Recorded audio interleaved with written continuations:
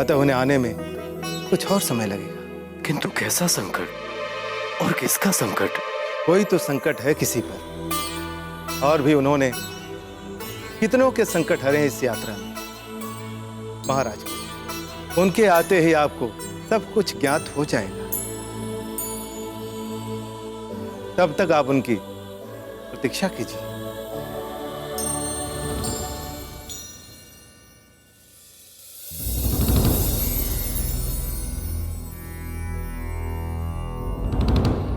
प्रणाम ऋषिवर।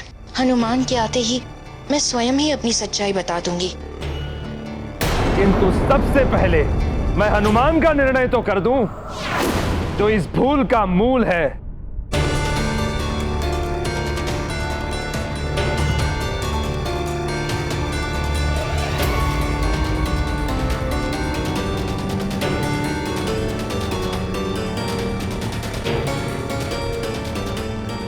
माँ को मुक्त कराने के लिए मुझे ये सब करना ही पड़ा, किंतु आपको जो दंड देना है वो आप दे दीजिए। मुझे वो दंड स्वीकार है।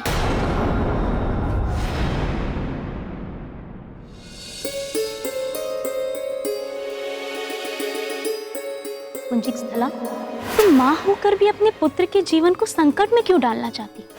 उर्वशी के हठ को भी तुम जानती, देवराज को भी उसकी बातें माननी पड़ती है। यदि ऐसे में हनुमान यहाँ से 5 दिन में नहीं गया तो क्या होगा? क्या होगा? क्या होगा?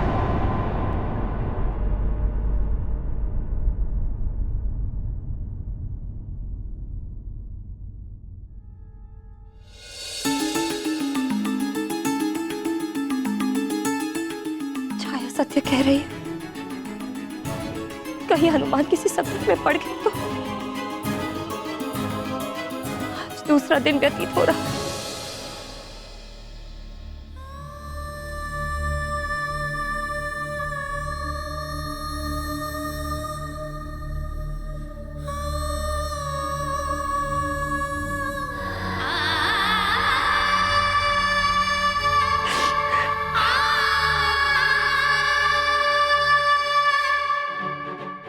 हनुमान मेरे लिए ही यहाँ आया है।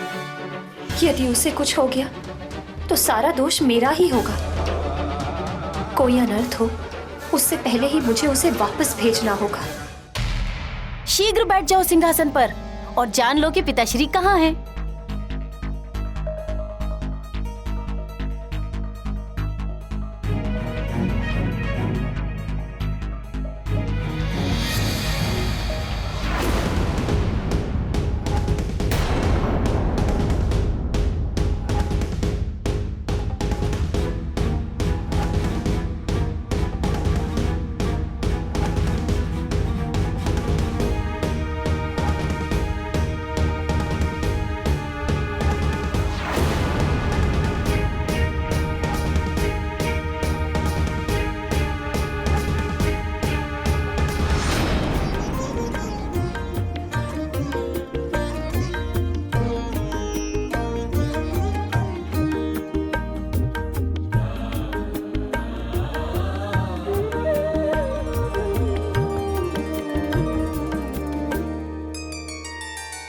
उत्तम।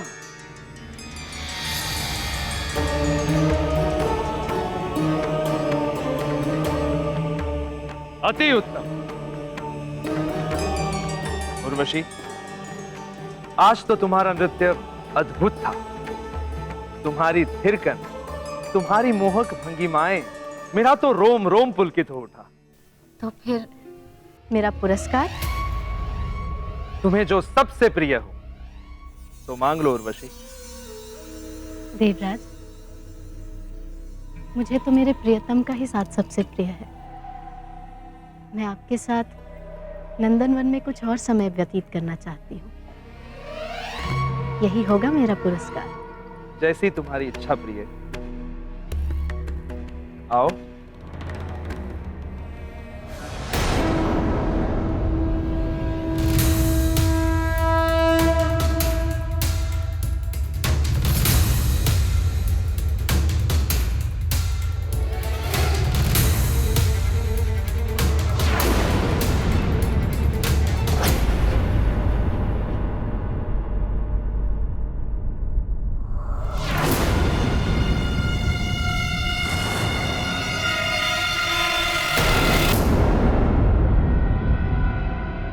नहीं, किसने किया ये दुस्साहस? क्या हुआ देवराज? आप एकाएक इतने क्रोधित क्यों हो गए? किसी ने मेरे सिंहासन पर बैठने का दुस्साहस किया है। जिसने भी यह दुस्साहस किया है,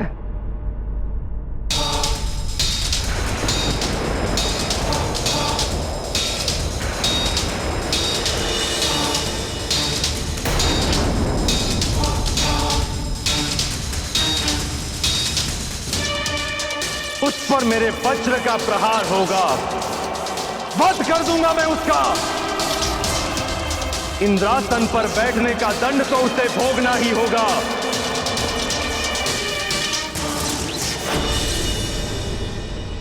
इंद्रासन पर यदि हनुमान बैठा हो तो आनंद आ जाए।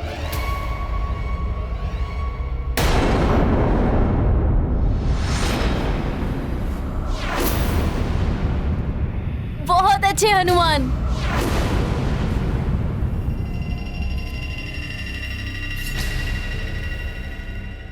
मुझे शीघ्र देवराज को देखना है कि वो कहाँ है।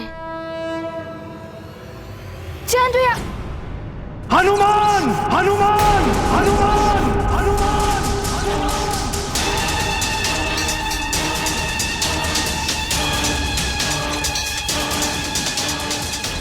पिताश्री,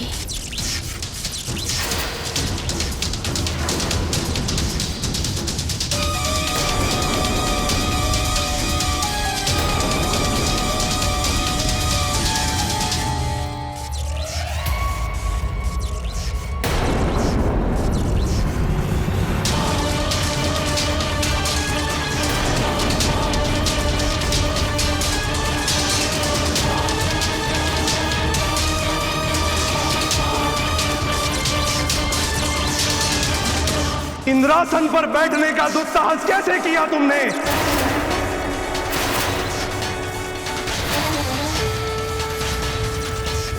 ये स्वर्ग के अधिपति का सिंहासन है, बालकों के खेलने का खिलौना नहीं।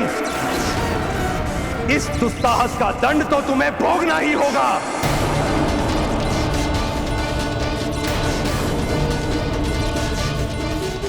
बहुत चतुर समझता था स्वयं को ये वानर।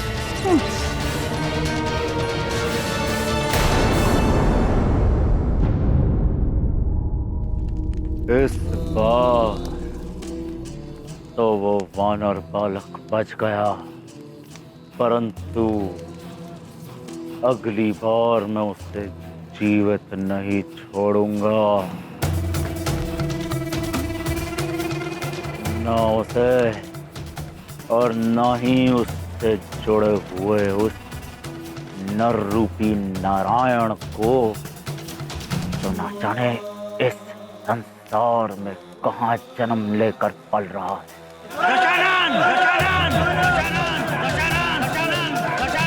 शांत! यदि तुम में से कोई ये सोचता है कि उस वानर बालक ने रावण को परास्त कर दिया है या रावण की शक्ति हीन हो गई है, तो ये उस बुद्धिहीन की भूल है। ये तो आरंभ है, युद्ध का आरंभ, और ये युद्ध अपने परिणाम तक अवश्य पहुंचेगा। परंतु इस समय मुझे आवश्यकता है तो केवल उस कपटी नर रूपी नारायण के सूचना की। इसलिए मैंने तुम सबको यहाँ बुलाया है। तुम और तुम सब जो यहाँ उपस्थित हुए हो, सब ध्यान से सुन लो। यदि शीघ्र ही मुझे उस कपटी नर रूपी नारायण की सूचना नहीं मिली, तुम में से कोई भी जीवित नहीं बचेगा। वो संसार के किसी भी कोने में क्यों ना हो, ढूंढो उसे, ढूंढो उसे। दशानन,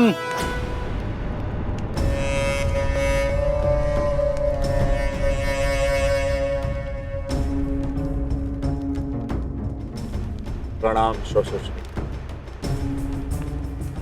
मैं जानता हूं उस नर रूपी नारायण को कैसे ढूंढा जाए।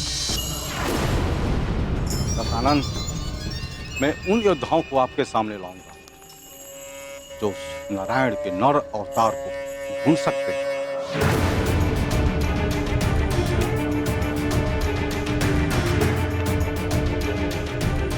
ब्रह्मम प्रसन्नम, प्रसन्न हुए हम। ससुर श्री, प्रसन्न कर दिया अपने दशानन रावण को।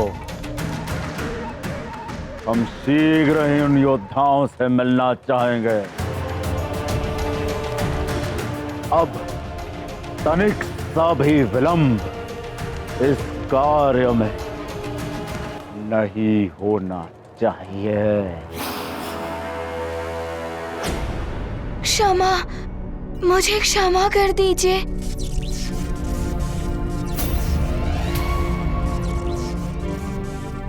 मुझे क्षमा कर दीजिए, मुझसे बड़ी भूल हो गई। मुझे क्षमा कर दीजिए।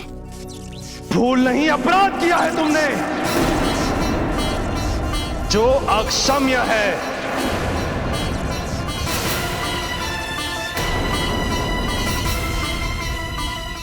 वज्रांग होने का वरदान मैंने दिया है तुम्हें, इसीलिए तुम पर वज्र प्रहार करके अपने वरदान का अपमान नहीं करूंगा मैं। किंतु तुम्हें तो वज्र प्रहार से भी बहुत बड़ा दंड मिलना चाहिए। से भी बहुत बड़ा दंड मिलना चाहिए।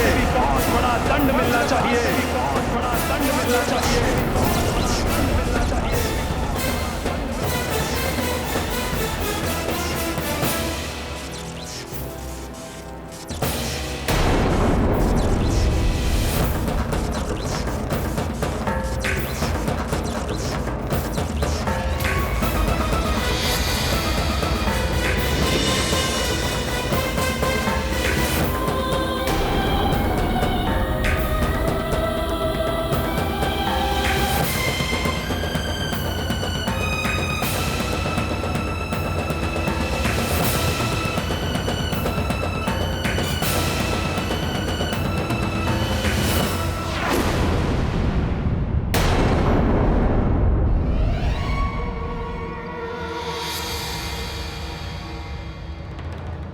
तुम दिव्य शक्ति से संपन्न हो, इसीलिए इंद्रासन पर बैठ सके, अन्यथा किसी में इतना सामर्थ्य नहीं है जो इंद्रासन पर बैठ जाए।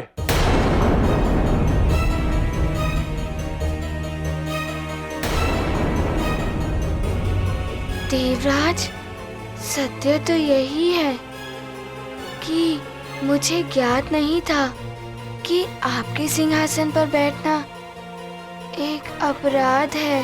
अपराध नहीं, महा अपराध है ये, और इस तथ्य से सब परिचित हैं, फिर चाहे वो मेरा पुत्र जयंत ही क्यों ना हो या अन्य कोई बालक।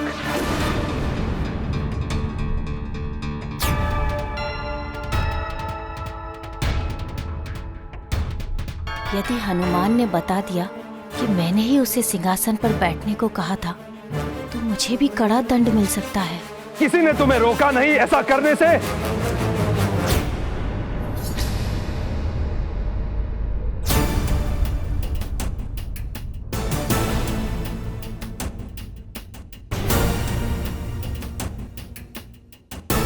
जयंत की ओर मत देखो हनुमान, मेरे प्रश्न का उत्तर दो। क्या सैनिकों ने भी नहीं रोका तुम्हें?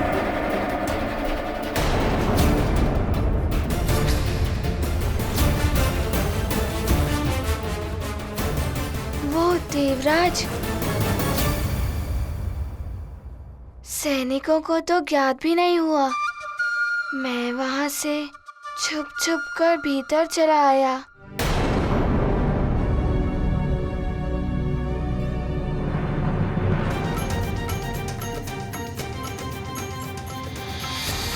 अच्छा हुआ इसने मेरे बारे में कुछ नहीं बोला।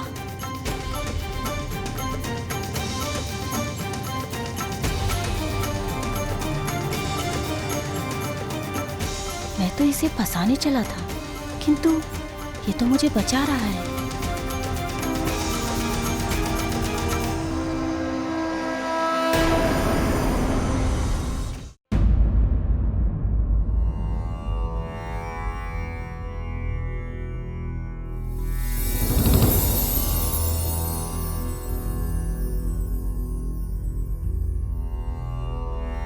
उस दिन तो मातंग ऋषि ने कुछ नहीं कहा, किंतु वो मेरी सच्चाई तो जान ही चुके हैं। मुझे ना चाहते हुए भी आना पड़ा।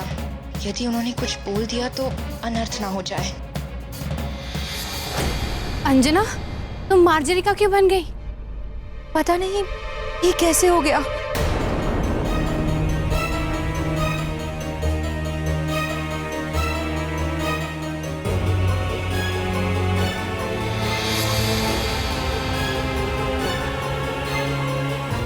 ये क्या हो रहा है? प्रतीत हो रहा है मातंग ऋषि के इस आश्रम की पवित्रता के कारण तुम्हारी असुरी शक्तियां विफल हो रही हैं।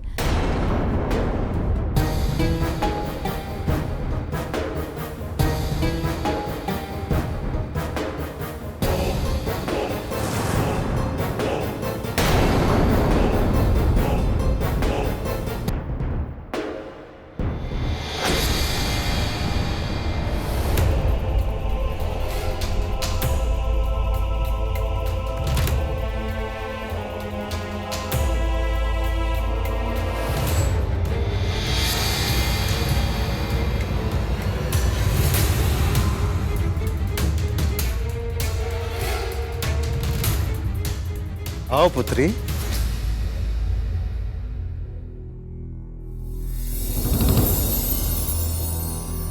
चलो अंजना।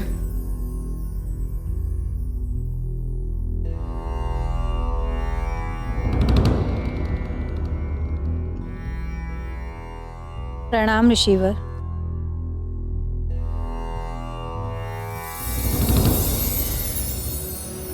आपका नमन ऋषिवर। आपने मेरा भेद न खोलकर मुझ पर बहुत बड़ा उपकार किया है।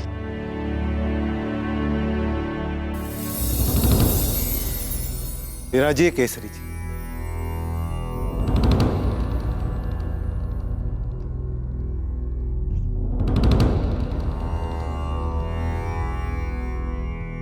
ऋषिवर, हनुमान की चिंता सता रही है। आपने कहा था वो शीघ्र लौट आएगा, किंतु वो अभी तक नहीं आए।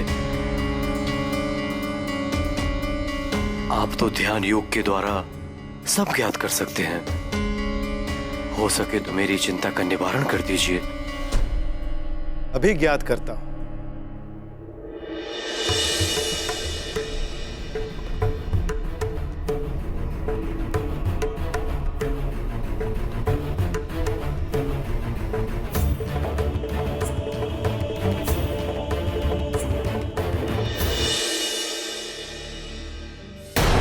हनुमान!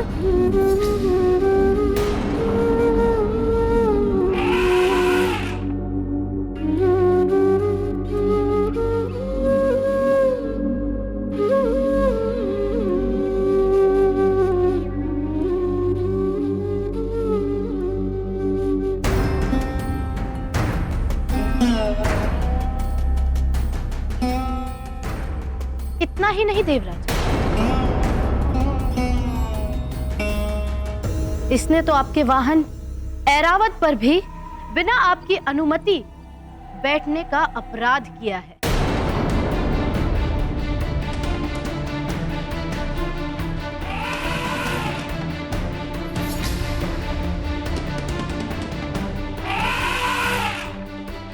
तो तुम ये कह रहे हो ऐरावत कि तुमने स्वयं ही हनुमान को अपनी पीठ पर बिठाया,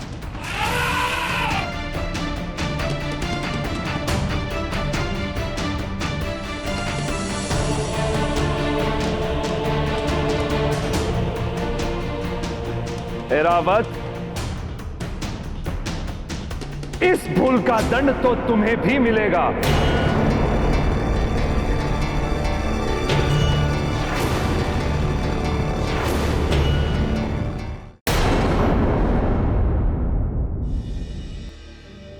चिंता की कोई बात नहीं केसरी जी। हनुमान तो स्वयं संकट मोचन है। माता, पिता, घर परिवार से लेकर संसार तक के सबके संकट हरते हैं। इस समय भी वो किसी अपने के संकट को हरने के प्रयास में लगे हुए हैं।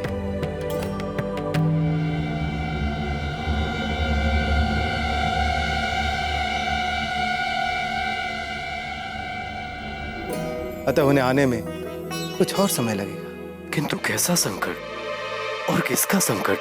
कोई तो संकट है किसी पर, और भी उन्होंने कितनों के संकट हरे हैं इस यात्रा में। महाराज, उनके आते ही आपको सब कुछ ज्ञात हो जाएगा। तब तक आप उनकी प्रतीक्षा कीजिए।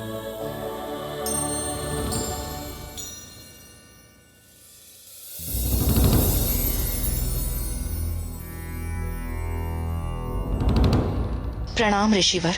हनुमान के आते ही मैं स्वयं ही अपनी सच्चाई बता दूंगी। किंतु सबसे पहले मैं हनुमान का निर्णय तो कर दूं, जो इस भूल का मूल है।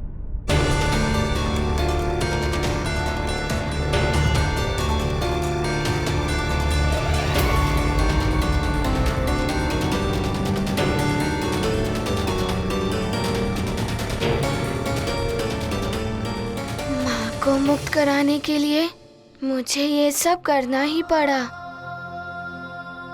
किंतु आपको जो दंड देना है वो आप दे दीजिए। मुझे वो दंड स्वीकार है। स्वामी, माता के प्रेम ने हनुमान को विवश कर दिया था, अन्यथा हनुमान ऐसी घृष्टता। देवी शची, अब आप हमें समझाएंगी कि कौन विवश था, किसके लिए प्रेम था? हाँ,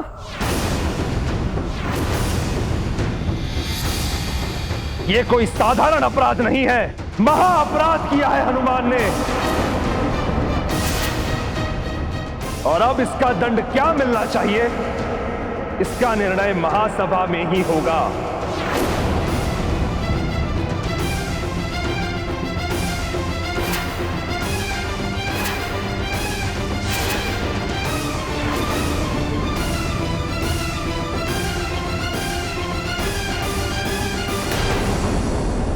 ये कोई साधारण अपराध नहीं है, महा अपराध किया है हनुमान ने। और अब इसका दंड क्या मिलना चाहिए, इसका निर्णय महासभा में ही होगा। ये गाथा महाबली हनुमत की, रुचिकर लीला राम भगत की। जय जय जय रघुनंदन राम, जय जय जय महाबली हनुमान। मुक्ति हो शीघ्र माता की, मिटे व्यथा उनके मन की। करने हेतु इंद्र का शोधन, हनुमत बैठे उनके ही आसन। इंद्रासन की हुई मर्यादा भंग, हनुमत पाएंगे कठोर दंड। किंतु नहीं हनुमत को चिंता, प्रस्तुत है देने घोर परीक्षा। देवराज, मेरी प्रार्थना है कि आपको जो दंड देना है वो अभी आप दे दीजिए। मैं आपको 2 दिवस से ढूंढ रहा हूँ और मुझे कहा गया है कि स्वर्ग लोक में केवल 5 दिवस ही रहा जा सकता है। और मुझे आपकी अनुमति लेकर माँ को यहाँ से ले भी तो जाना है ना। हनुमान, स्वर्ग में सारे कार्य नियम से ही होते हैं। मैं भी नियमों से बंधा हुआ हूँ, इसलिए तुम्हें क्या दंड मिलना चाहिए, ये कल न्याय सभा में ही तय होगा।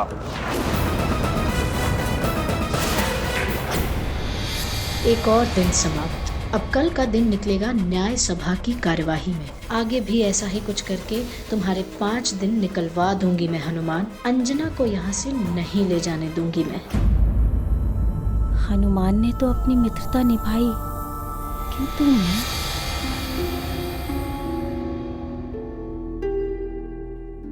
बहुत अच्छा अभिनय किया तुमने जयंत।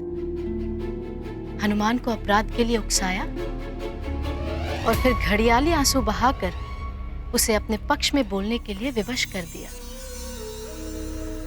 इसी तरह उससे अपराध करवाते जाओ और मित्रता का ढोंग भी करते जाओ। किसी ने तुम्हें रोका नहीं ऐसा करने से? जयंत की ओर मत देखो हनुमान, मेरे प्रश्न का उत्तर दो। क्या सैनिकों ने भी नहीं रोका तुम्हें? वो देवराज, सैनिकों को तो ज्ञात भी नहीं हुआ। मैं वहां से छुप छुप कर भीतर चला आया। प्रतीत होता है कि ये भी हनुमान के प्रति द्रवित हो रहा है। जयंत, भूत के पांव पालने में ही दिखाई देने लगते हैं और मैं देख रही हूं कि तुम में देवराज बनने के सारे गुण हैं। एक अच्छे राजनीतिज्ञ को ये करना पड़ता है और तुमने अपने कार्य को बड़ी निपुणता के साथ किया है।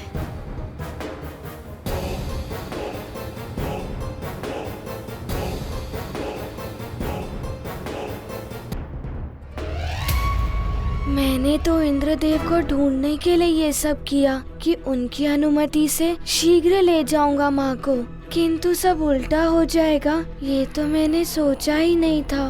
क्या हुआ हनुमान? माता की चिंता लगी हुई है। हनुमान, चिंता तो अब तुम्हें ये करनी चाहिए कि यदि तुम्हारी माता को तुम्हारे इंद्रासन पर बैठने के बारे में पता चला तो क्या होगा?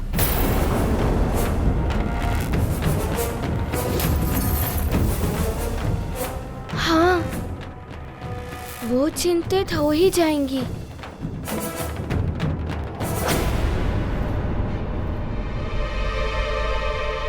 हाँ, मैं अभी उन्हें जाकर सब बता देता हूँ।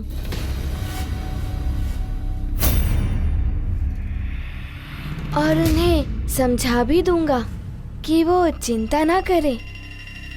मैं चाहता हूँ। अंजना से मिलने का अर्थ है कि एक नियम और तोड़ने जा रहा है हनुमान, और अब यही दृश्य तो उर्वशी और मेरे लिए देखने योग्य होगा। बड़ा आनंद आएगा हम दोनों को। क्या हुआ? न जाने क्यों मुझे ऐसा लग रहा है जैसे हनुमान मेरे ही पास आ रहा है। ये तो सच में ही हनुमान आ रहा है।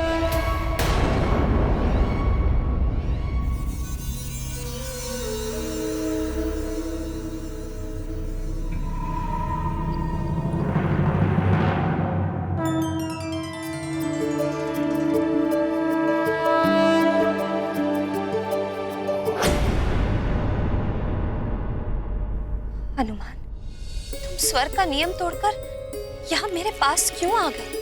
मैं स्वयं को नहीं रोक पाया माँ। मुझे लगा कि आपको मेरी चिंता हो रही होगी। ये तो नियम पर नियम तोड़ते जा रहा है। यदि तुम अपने पुत्र का भला चाहती हो पुंजिक स्थला, तो जैसे ही न्याय सभा समाप्त हो इसे शीघ्र ही पृथ्वीलोक पर वापस भेज दो।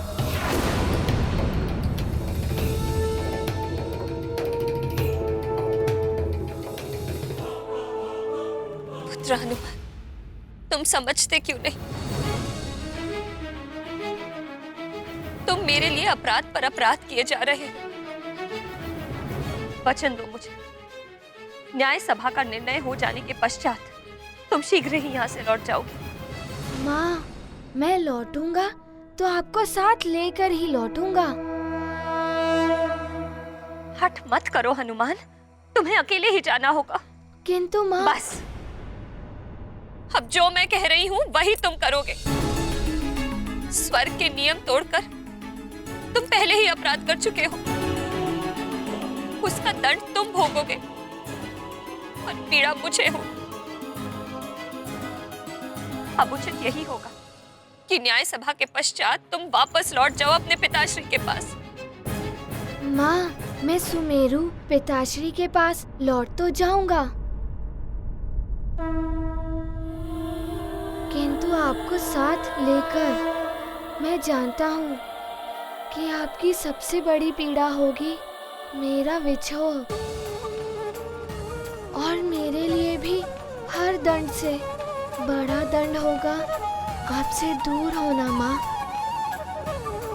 माँ, क्या आपका हृदय नहीं कह रहा है कि आपका पुत्र हनुमान आपको यहाँ से ले जाए? माँ, आपको मुझ पर भरोसा है ना? क्या आप नहीं चाहती कि मैं अपना पुत्र धर्म निभाऊं? मेरा विश्वास कीजिए माँ, यहाँ से जाएंगे तो हम दोनों ही, ये मेरा वचन है।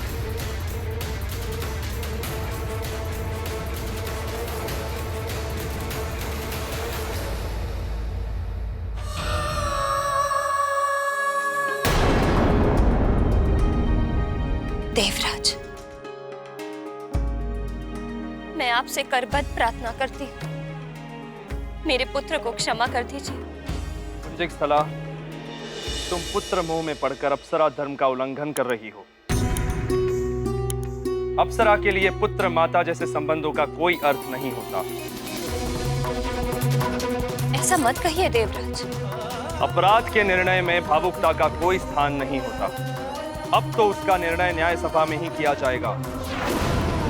उसने अपराध किया है तो दंड तो उसे भुगतना ही होगा। देवराज, मेरा हनुमान अबोध बालक है।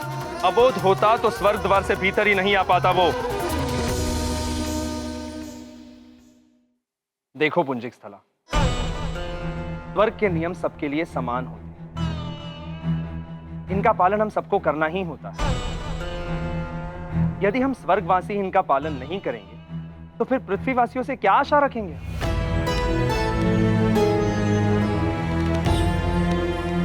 अब तो क्षमा हो या दंड, जो भी होगा न्याय सभा में ही होगा।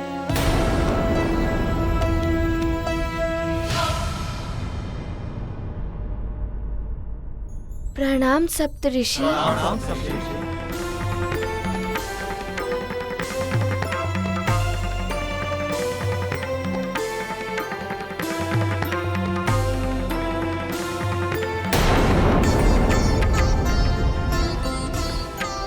हनुमान, तुमने जो भी किया है हमें सब ज्ञात हुआ है। क्या तुम ये स्वीकार करते हो कि तुमसे यह अपराध हुआ है?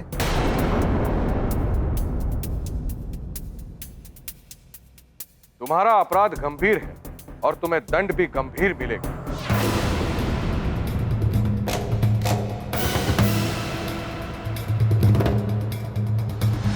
मैंने जो कुछ भी किया है उसका उद्देश्य है मेरी माँ की मुक्ति।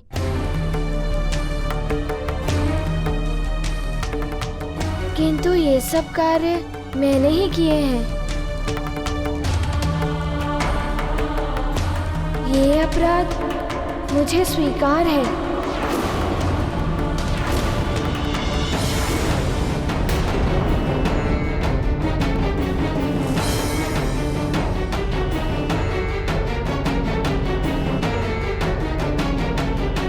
इसे इसी क्षण स्वर्ग लोक से निष्कासित कर देना चाहिए।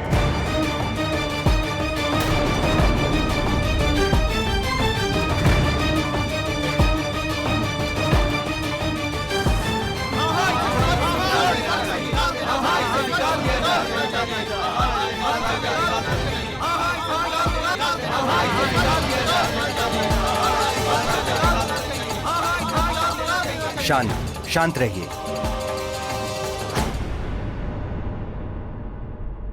हनुमान ने इंद्रपद की गरिमा से परिहास किया है। इंद्रदेव के अधिकार के क्षेत्र में हस्तक्षेप किया है। इंद्रासन की मर्यादा को भंग किया है। स्वर्ग के सिंहासन पर वही बैठ सकता है जिसने देवराज इंद्र से अनुमति ली हो या उन्हें युद्ध में पराजित करके इंद्रासन को विजित किया हो।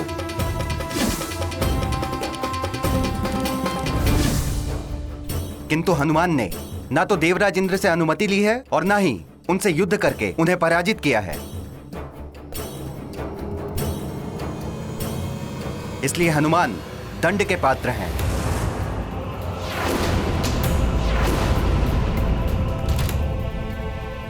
हनुमान ने वरदान की शक्तियों का दुरुपयोग किया है। स्वर्ग दरबार के रक्षकों से बचने के लिए हनुमान ने लघु रूप धारण करके अनधिकृत प्रवेश किया।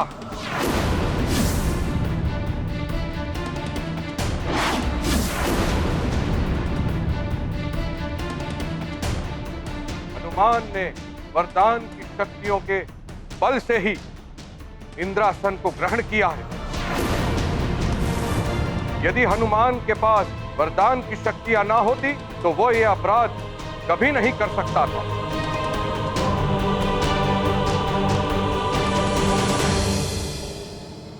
अतः सर्वसम्मति से हम सभी ने यह निर्णय लिया है कि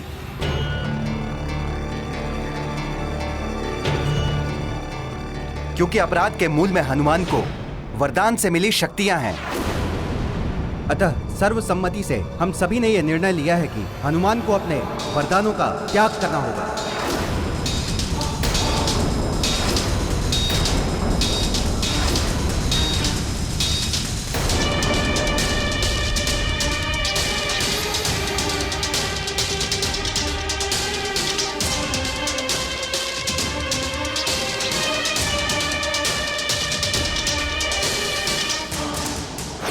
आप सब पूजनीय ऋषिगणों का आदेश मुझे मान्य है।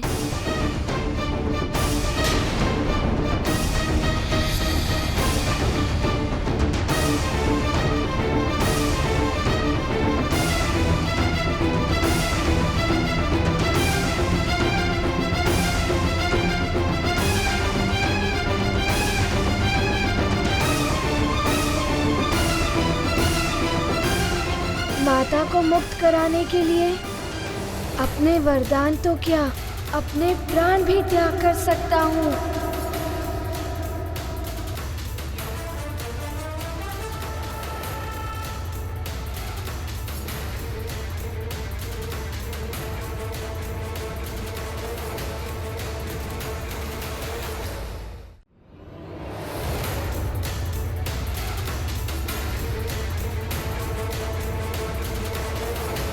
नहीं,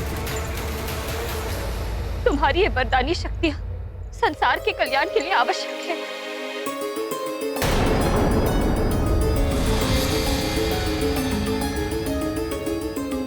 मेरा संसार तो आप हैं माँ। आपकी मुक्ति मेरे लिए सर्वोपरि है। अपने अश्रु से मुझे दुर्बल मत बनाइए माँ। आज तक आपने मुझे वीरता का पाठ पढ़ाया है। आज उसी वीरता से मुझे अपने अपराध का दंड भुगतने दीजिए। आप जाइए माँ।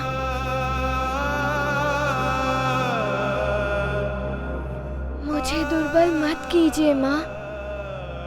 आप जाइए।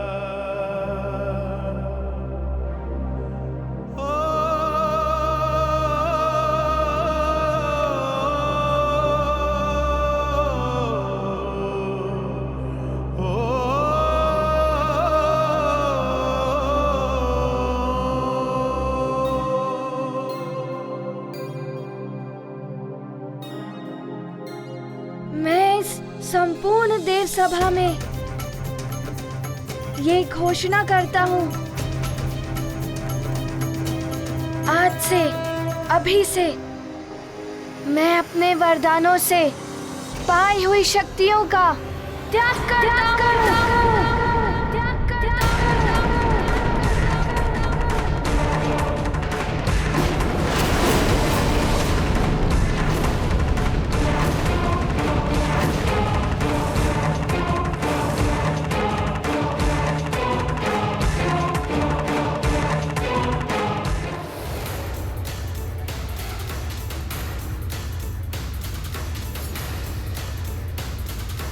मैं देवराज इंद्र तुम्हें वरदान देता हूं, आज से किसी भी वज्र का कोई भी प्रभाव तुम पर नहीं पड़ेगा। तुम्हें वरदान देता हूँ कि तुम सदैव मेरे वरुण पाश और जल से सुरक्षित रहोगे। नदी, समुद्र या कोई भी जल तत्व तुम्हें किसी प्रकार से क्षति नहीं पहुंचाएंगे। तुम्हें वरदान देता हूं, तुम इच्छाधारी होगे। जब जैसा रूप धारण करना चाहोगे तुम कर सकोगे। गाथा महाबली हनुमत की, रुचिकर लीला राम भगत की। जय जय जय रघुनंदन राम, जय जय जय महाबली हनुमान। वरदानों का करते हैं दान, हनुमत का यह त्याग महान। छाया मुख पर दिव्य आलोक, देख है विस्मित तीनों लोग। ये गाथा महाबली हनुमत की, रुचिकर लीला राम भगत की। जय जय जय रघुनंदन राम, जय जय जय महाबली हनुमान। जय जय जय रघुनंदन राम, जय जय जय महाबली हनुमान।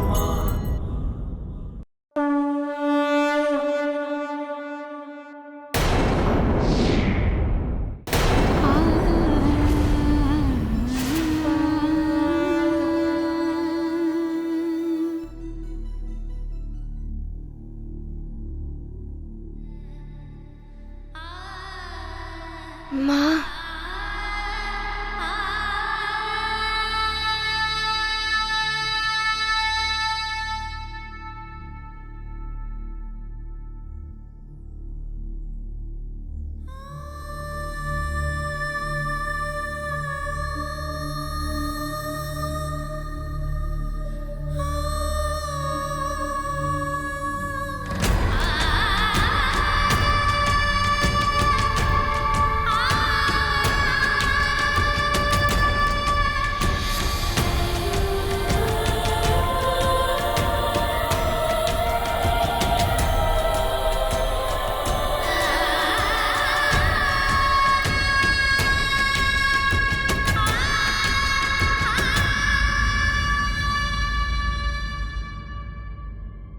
माँ, आप विलाप मत कीजिए।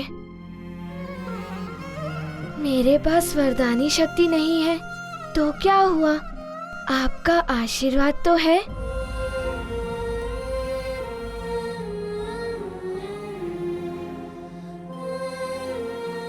माँ के आशीर्वाद से बड़ा इस संसार में कुछ भी नहीं।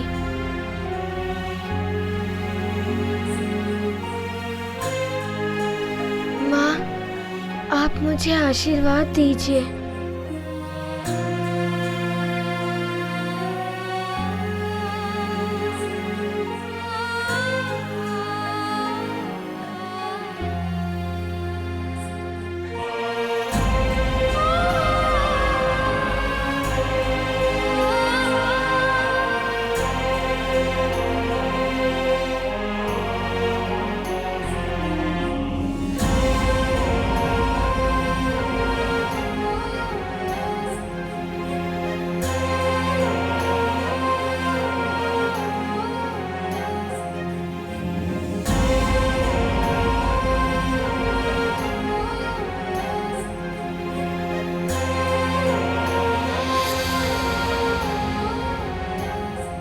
प्रणाम माँ।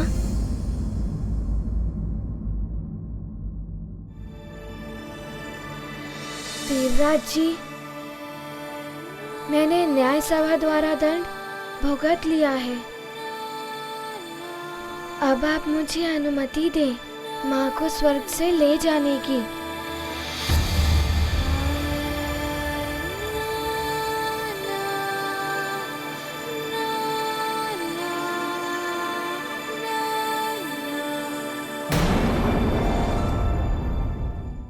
ऐसे और भी मज़ेदार वीडियो के लिए हमारे चैनल को लाइक, शेयर और सब्सक्राइब करें।